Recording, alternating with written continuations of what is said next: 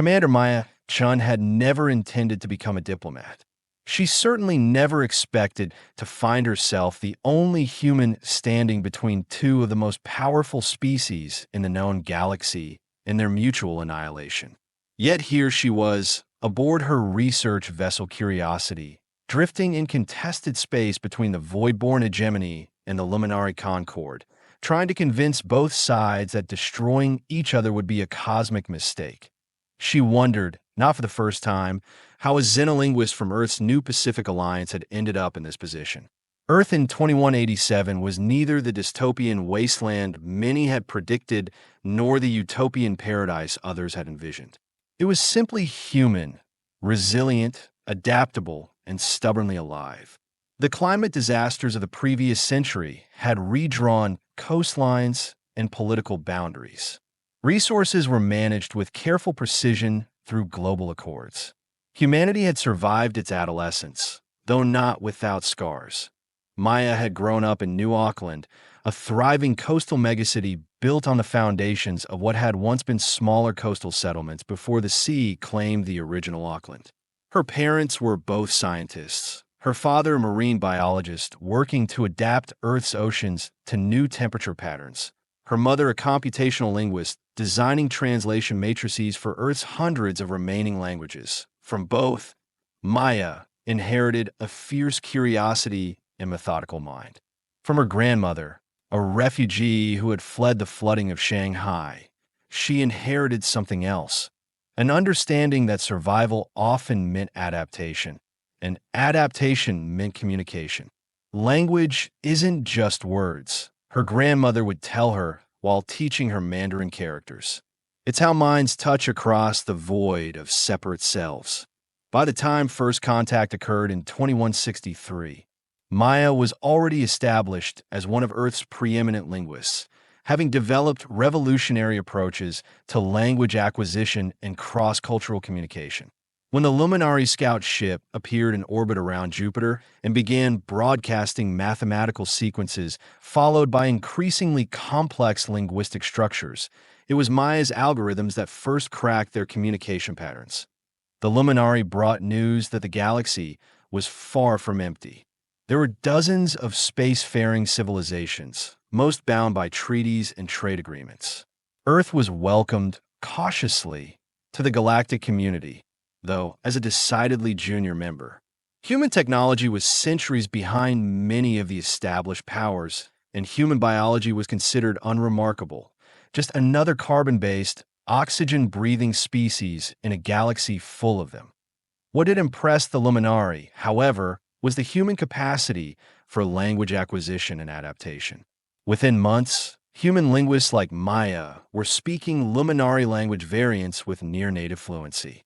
Within a year, humans had adapted their first interstellar drives based on Luminari designs, though Earth's ships remained painfully slow compared to those of established powers. Maya had spent 20 years as Earth's chief linguistic ambassador, traveling between human colonies and alien outposts throughout the solar system.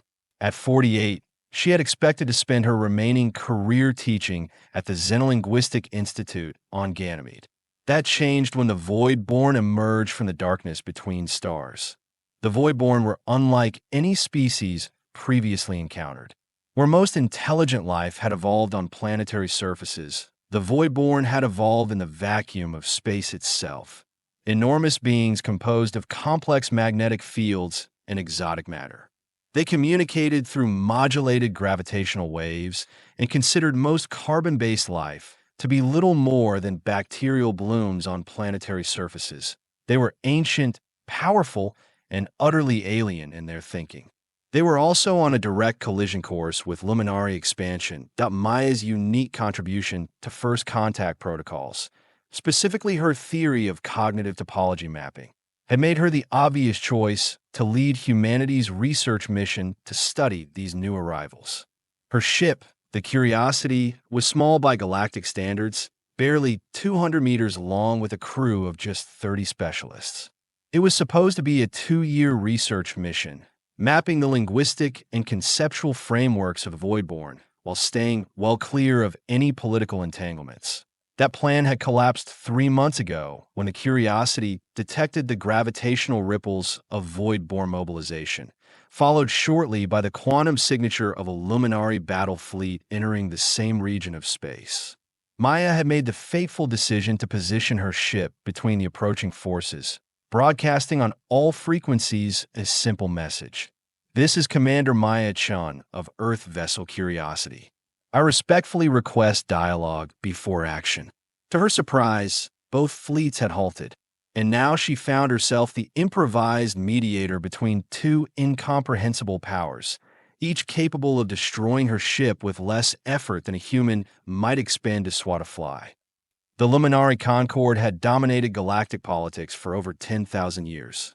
Evolved from avian ancestors on a heavy-gravity world, they stood nearly 3 meters tall with sleek, iridescent feather scales covering bodies built for both power and grace. Their civilization was based on principles of harmony, hierarchy, and evolutionary advancement. Each Luminari was born into one of 7 castes, from the thinkers who governed to the shapers who built their magnificent cities and ships. Their technology was elegant and organic, their massive ships resembling crystalline organisms that pulsed with internal light. They controlled thousands of star systems, maintained trade networks spanning the galactic arm, and considered themselves the natural custodians of lesser species. The Luminari ambassador, First Thinker Zalran, towered over Maya in the neutrally configured communication chamber aboard the Curiosity. His feather scales shifted through patterns of deep blue and purple as he spoke, his voice translated by Maya's systems into something approximating human speech. The Voidborn are an abomination, Zalran declared. They consume stellar matter without regard for the evolutionary potential of planetary systems. They have destroyed 17 developing worlds within our sphere of observation alone. They're a cancer upon ordered space. Maya had learned that Luminari communication was as much about what remained unsaid as what was explicitly stated. Behind Zalran's righteous indignation was something else: fear, perhaps, or wounded pride. The Luminari had never encountered a species they could not classify, control, or eliminate if necessary.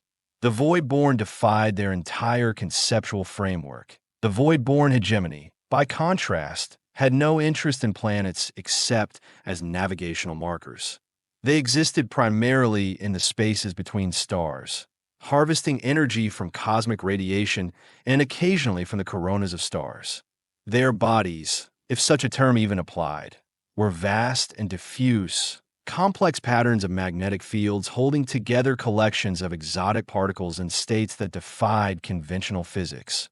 When they wished to communicate with planetary species, they condensed a tiny portion of their being into a denser form, a swirling vortex of darkly glimmering particles that could manipulate sound waves or, as they had learned, electronic systems. The Voidborn emissary manifested in the Curiosities communication chamber as a slowly rotating dark nebula, approximately 2 meters in diameter.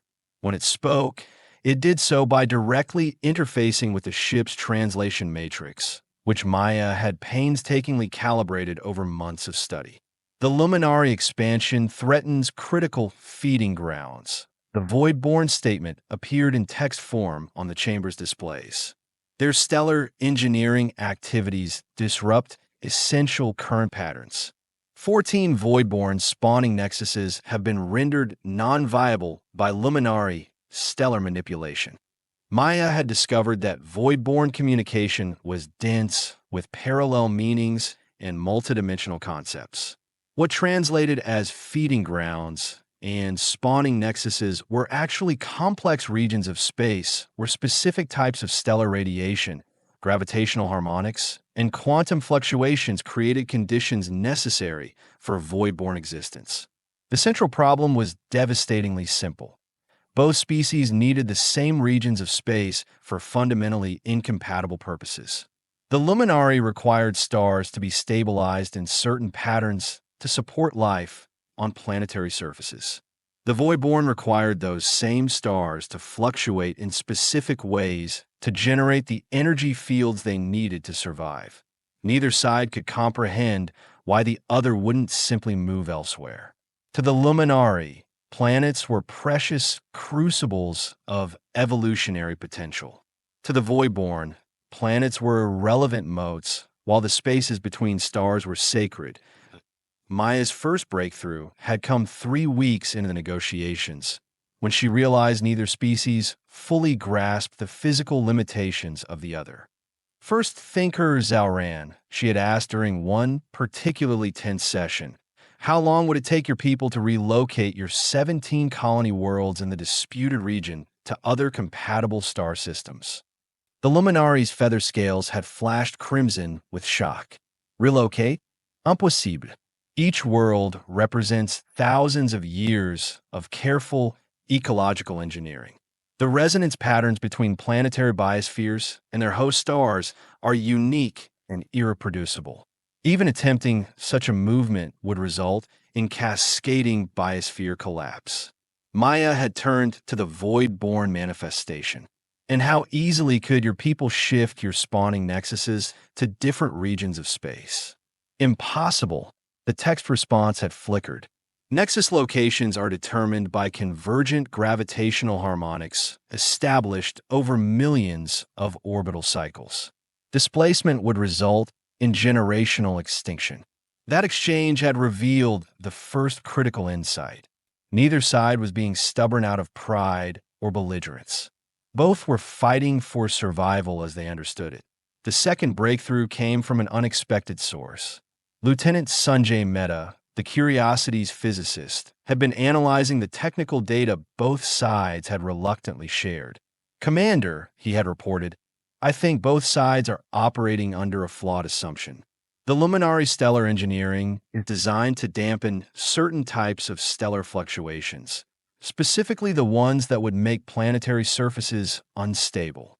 But those dampening fields are actually creating resonance patterns in subspace that are precisely what's disrupting the Voidborn nexuses. Can you explain that in terms they'll understand? Maya had asked. I can do better. I can show them. The demonstration had required converting the Curiosity's main observation deck into an elaborate holographic chamber.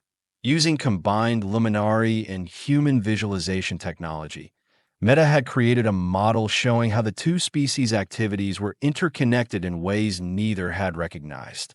The solution isn't for either side to abandon their territory, Maya had explained. It's to modify the Luminari dampening fields to create a harmonic buffer zone that actually enhances Voidborn nexus stability while still protecting planetary surfaces. That had been a moment when both sides first seemed to truly consider that coexistence might be possible. It had also been a moment when Maya realized why humans, despite their technological inferiority, had something unique to offer the galactic community: perspective. Human neural architecture, evolved on a world with wildly varying environments and challenges, allowed for cognitive flexibility that species evolved in more stable conditions sometimes lacked. Humans were natural translators, not just of language, but of viewpoint. 2 months into negotiations, progress remained fragile. The technical solution Mehta had proposed was theoretically sound, but would require a level of cooperation between the species that seemed nearly impossible to achieve. The Luminari insisted on oversight of all modifications to their stellar engineering systems. The Voidborn demanded immediate cessation of all Luminari activities in disputed regions until new systems could be implemented. Trust between the species was non-existent. I don't understand why we're even involved, Communications Officer Lena Park had complained during a staff meeting. Either of these species could obliterate us without a second thought. Why are they listening to us at all? Dr. Elias Cohen, the ship's xenoanthropologist, had offered his theory. Because we're irrelevant. We pose no threat, control no territory they want, and have no stake in their conflict. We're the only neutral party available. Maya had considered this. It's more than that. We're something neither of them expected, a species that can actually comprehend both their perspectives simultaneously. The Luminari see space as a garden to be cultivated. The Voidborn see it as a living body with natural processes that shouldn't be interfered with. Both assumptions make sense given their evolutionary history, but they're talking past each other. And humans? Lieutenant Commander Diana Wu had asked. Maya had smiled. We're adaptable. We don't have a single fixed view of what space should be. That's our strength. The negotiations had nearly collapsed a dozen times. The Luminari delegation had threatened to withdraw when Maya suggested they would need to modify their fundamental approach to stellar engineering. The Voidborn had briefly ceased communication entirely when asked to restrict their movement patterns around inhabited systems. What kept the process alive was Maya's relentless commitment to finding common ground, not in their positions but in their underlying needs. She spent 18-hour days immersed in both species' communication patterns, looking for conceptual bridges. There's a pattern in Luminari religious texts, she explained to her team, about the sacred harmony between all evolutionary lines. They believe advanced species have a custodial responsibility to ensure that younger species have the opportunity to evolve. And how does that help with the Voidborn, who don't give a damn about planets? Wood asked. Because the Voidborn have a parallel concept. They believe in what translates roughly as the unbroken current, the idea that energy and matter flow through the cosmos in patterns that shouldn't be disrupted. They see themselves as maintaining these patterns. Maya had leaned forward intently. Both species believe they're preserving something essential about the cosmos. They're just focusing on different aspects of the same reality. That insight had led to a rhetorical breakthrough. Rather than positioning the conflict as a territorial dispute, Maya reframed it as a shared stewardship challenge. Both species, she argued, were advanced enough to recognize that the galaxy was a complex system where biological and physical processes were interconnected. Your conflict, she told both delegations, isn't about who controls this region of space. It's about how to maintain the cosmic processes you both value while accommodating each other's existence. 3 months into negotiations, as tentative progress was being made, everything changed. The Curiosity's sensors detected massive energy discharges from the edge of the neutral zone. A Luminari colony world, Alaris Prime, had suffered a catastrophic environmental collapse. Millions were dead that Zauran's delegation immediately accused the Voidborn of attack. The Voidborn claimed no involvement, but indicated that Luminari stellar engineering had created an unstable resonance cascade, precisely the danger they had been warning about. Both fleets moved to combat readiness. The fragile peace was hours from shattering. We need proof, not accusations, Maya told her senior staff. The Curiosity is the only ship that both sides might allow to investigate without considering it an act of war. The journey to Alaris Prime was tense. The Luminari escort vessels watched the human ship with obvious suspicion.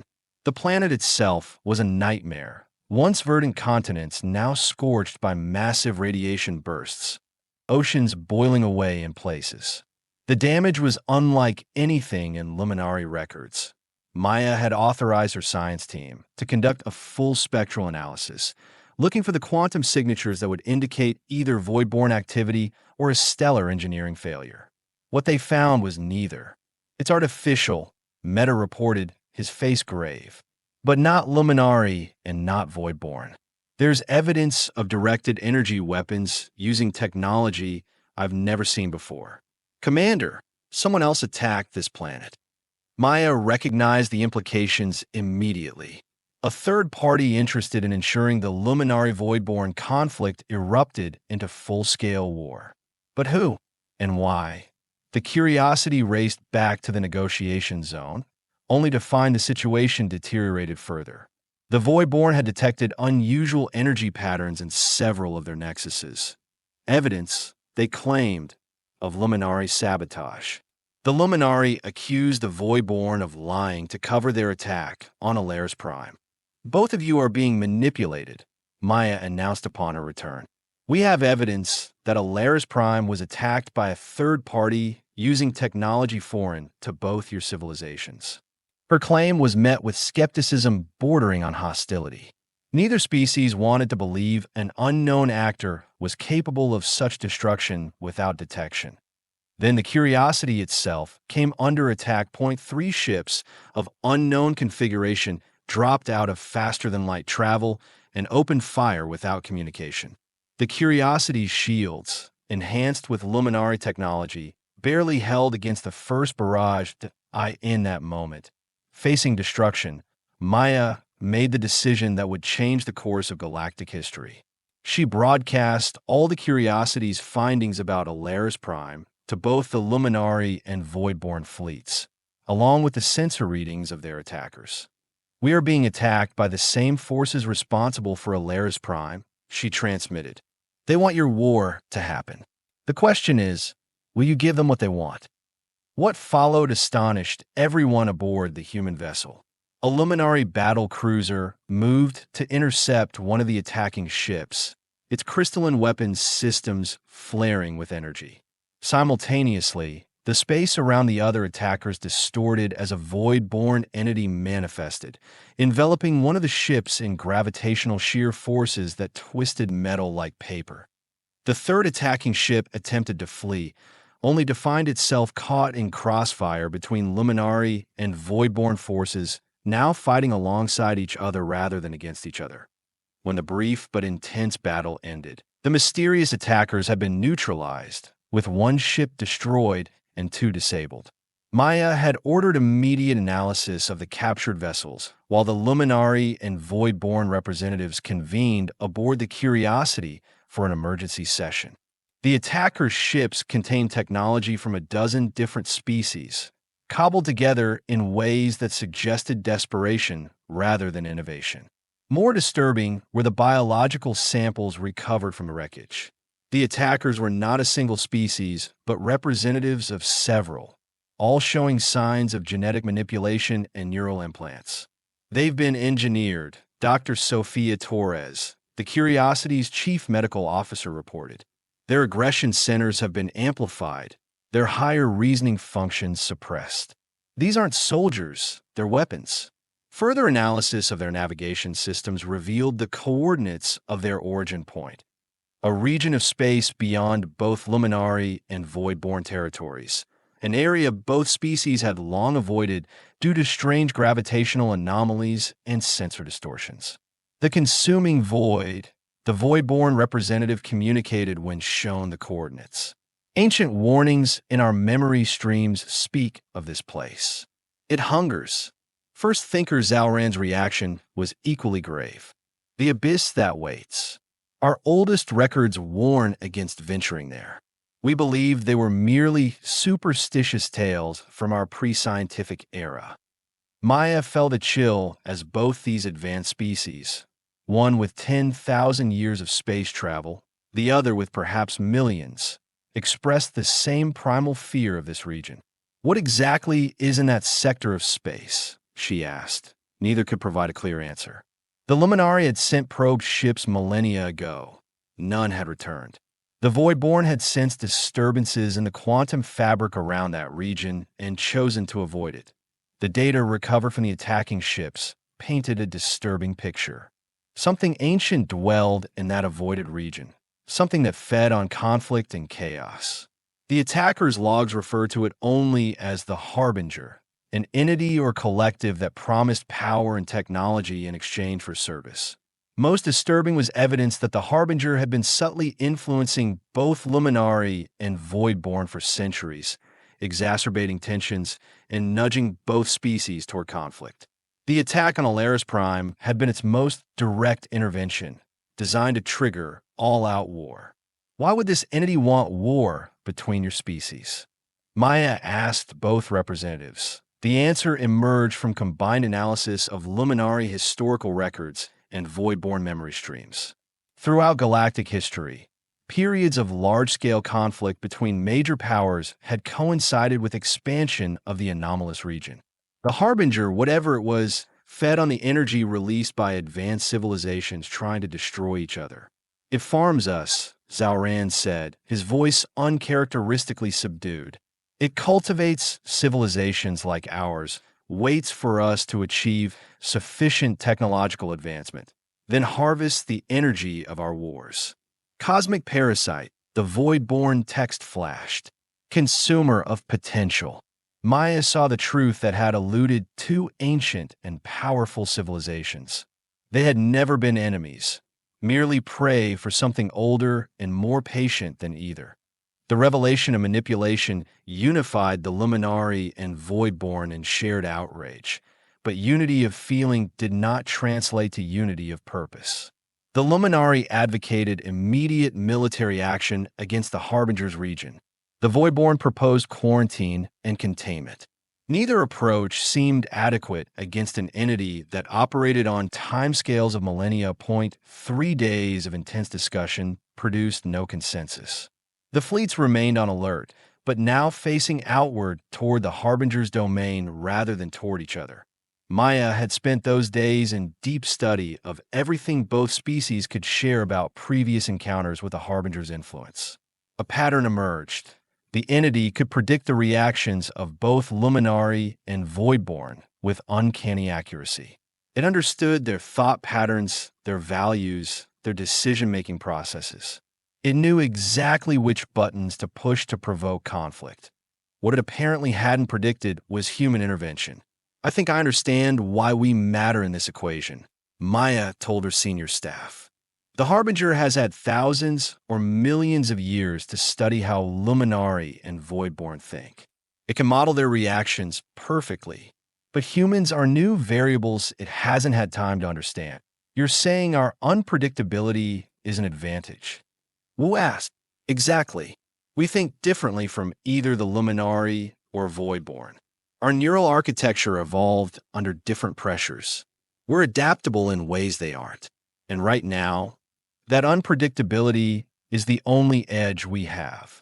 Maya called for a joint session with both delegations. When they had assembled, she presented an unprecedented proposal. "Neither of your conventional approaches will work against this entity. It knows you too well. What we need is a solution it cannot predict, a human solution adapted to your capabilities." Her plan was audacious to the point of seeming insane. It called for the curiosity to approach the Harbinger's domain, carrying representatives of both Luminari and Voidborn. While the combined fleets created a distraction with conventional tactics, the smaller ship would attempt direct communication with the Harbinger. "You wish to negotiate with this ancient horror?" Zauran asked incredulously. "No, Mayari Plaith. I wish to misdirect it. While it focuses on trying to understand and manipulate us, the unknown quantity, your specialists will implement a combined Luminari Voidborn technical solution we've been developing." The technical solution was Lieutenant Meta's brainchild, a modification of the harmonic buffer technology they had been designing for the original conflict. Instead of creating a balance between Luminari and Voidborn energy needs, this version would create a self-reinforcing resonance field that would essentially quarantine the Harbinger's domain in a bubble of altered spacetime. "It won't destroy the entity," Meta explained, "but it will cut it off from our reality. It won't be able to influence our civilizations anymore." The risk was enormous. The curiosity would need to get close enough to the anomalous region to serve as the focal point for the resonance field. The likelihood of the ship surviving was low. "I will not order anyone to accompany me," Maya told her crew. "This mission is volunteer only." Every single crew member volunteered. The journey to the edge of the Harbinger's domain took 7 days at the Curiosity's maximum speed. Maya spent the time working with the Luminari and Voidborn representatives to refine their understanding of the entity they faced. The Luminari contribution was historical. Records of previous civilizations that had risen and fallen in suspicious patterns. The Voidborn contributed something more esoteric. Their ability to sense disruptions in the quantum fabric of reality revealed the Harbinger's domain as a wound in space-time, a place where normal physical laws bent around something fundamentally alien to this universe. As they approached the boundary zone, the effects became noticeable even to human senses. Crew members reported dreams of voices whispering just beyond comprehension. The ship's systems experienced random fluctuations. Space itself seemed to visually distort, colors shifting in ways that triggered migraines in those who stared too long. "It's influencing us already," Dr. Cohen warned. "Trying to understand us, find our psychological weak points." The Luminari representative, a junior thinker named Talvek who had volunteered despite Zauran's objections, confirmed this assessment. "The Harbinger probes with concepts, not just energy. It'll try to find the cracks in your species' collective psychology." The Curiosity sensors detected the approach of ships similar to those that had attacked earlier. More of the Harbinger's puppets. As planned, the combined Luminar Voidborn fleet engaged them, drawing attention away from the smaller human vessel as it continued toward its target and the predetermined coordinates. Maya initiated the final phase. The ship's engines powered down. Meta activated the modified harmonic buffer generators. The Voidborn representative, a fragment entity who had identified itself only as Seeker, extended its consciousness into the ship's systems to amplify the field. Then the Harbinger spoke directly into their minds that IT had no physical voice, but everyone aboard the Curiosity experienced the communication simultaneously, a violation that felt like fingers rifling through their thoughts that you are new. "You are interesting. You think you understand what I am. You do not." Maya, prepared for this moment, responded for all of them. "We understand enough. You feed on conflict. You've manipulated species into destroying each other for your sustenance. I am balance. Civilizations rise, grow arrogant, believe themselves immortal. I am the necessary correction."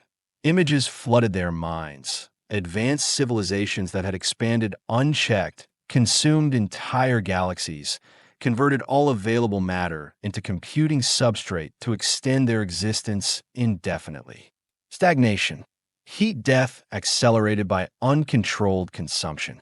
"You claim to be a necessary predator," Maya responded, fighting to maintain her focus as the harmonic buffer generators reached 40% capacity.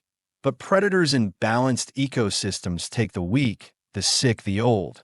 You manipulate the strongest civilizations into destroying themselves at their peak. Strength without wisdom is cancer. And who are you to judge what wisdom is?" Maya challenged. "You exist by feeding on suffering and destruction. That's not wisdom. It's parasitism." The mental pressure intensified. Several crew members collapsed, blood trickling from their noses. The Luminari representative's feather scales turned ash gray as he fought to maintain his mental integrity that you could join me. "Humans are adaptable, unpredictable, valuable. I would preserve your essence." Maya felt the temptation. The offer of knowledge spanning billions of years, technologies beyond comprehension, effective immortality for human consciousness. The Harbinger was offering godhood. The harmonic buffer reached 75% capacity. The ship's hull groaned as space-time began to warp around them. "We choose to remain what we are," Maya replied, her voice steady despite the blood now trickling from her own nose. "Flawed, mortal, free. You choose extinction. I have witnessed the end of millions of civilizations. Yours will be no different. There's something you don't understand about humans," Maya said as Meta signaled 90% capacity. "We don't fear death as much as we fear meaninglessness. Better to burn brightly and briefly than exist forever as a parasite." The Harbinger's rage manifested as crushing pressure. Systems throughout the ship began to fail. 3 crew members were already dead from cerebral hemorrhages. Maya felt her consciousness beginning to fragment. "Now, Lieutenant," she ordered with her last coherent thought. Meta activated the completed harmonic buffer. Space folded around them in impossible geometries. The Voidborn fragment Seeker dispersed its consciousness through the ship's systems, becoming a living conductor for energies no technology alone could channel. The Luminari representative Talvek, drawing on 10,000 years of a species' understanding of cosmic harmonics, guided these energies into resonance patterns that reinforced the buffer's effect. And at the center, Maya's human consciousness provided the one thing neither of her alien allies could: an unpredictable pattern of thought that the Harbinger could not model or counter. Reality itself seemed to scream as the buffer took effect. The boundary between normal space and the Harbinger's domain solidified, hardened, became impermeable. The last thing Maya heard before losing consciousness was the Harbinger's mental voice, now distant and fading. Interesting. Unexpected. You will be remembered. Maya awoke in a Luminari healing chamber aboard their flagship, the Radiant Harmony. The crystalline enclosure pulsed with gentle light, repairing damage to her neural pathways and cerebrovascular system. "She's regaining consciousness," a voice said, Dr. Torres, sounding exhausted but relieved. The healing chamber opened. Maya tried to sit up but found her body still weak. "Easy, Commander," Torres cautioned. "You've been unconscious for 16 days. The mission?" Maya asked, her voice raspy. "Successful beyond all projections," came the answer, but not from Torres. First Thinker Zalran stood at the foot of the chamber, his feather scales shimmering with colors Maya had never seen him display before. Gold and silver intermingled with deep green. Respect and gratitude, she realized. "The harmonic buffer has sealed the Harbinger's domain completely," Zalran continued. "Our scientists estimate it will hold for at least 10,000 years, possibly much longer." "The Curiosity?" "My crew," Torres's expression tightened. "We lost 11 people, Commander. The rest survived, though some with significant injuries. The ship itself was recovered, but is beyond repair." Maya closed her eyes briefly, acknowledging the grief that would come later. "And the Voidborn representative?" "Seeker fragmented, but endures," appeared as text on a nearby display. "This portion remained to witness your recovery." As Maya's strength returned over the following days, she learned the full impact of what they had accomplished. The Luminari Concord and Voidborn Hegemony had established formal diplomatic relations for the first time in their histories. The technical solutions developed for their territorial dispute were being implemented throughout the contested regions. Both civilizations had recognized the need to study and understand each other rather than simply compete. More significantly, both species had developed a new appreciation for humanity. What they had previously dismissed as an unremarkable, technologically inferior species had proven to possess unique cognitive qualities that had saved them from manipulation and exploitation. 2 weeks after regaining consciousness, Maya was summoned to a formal ceremony aboard the Radiant Harmony. Representatives from both the Luminari and Voidborn were present. Along with the surviving crew of the Curiosity, Zalran addressed the assembly. "For 10,000 years, the Luminari Concord has classified other species according to their technological advancement and evolutionary potential. Humans were categorized as a tertiary species, promising but unremarkable. The vast chamber filled with a shimmering darkness as the primary Voidborn representative manifested. The Voidborn Hegemony similarly classified humans as minimal entities of limited cosmic significance. Today, Zalran continued, both our civilizations acknowledged that our classification systems were fundamentally flawed.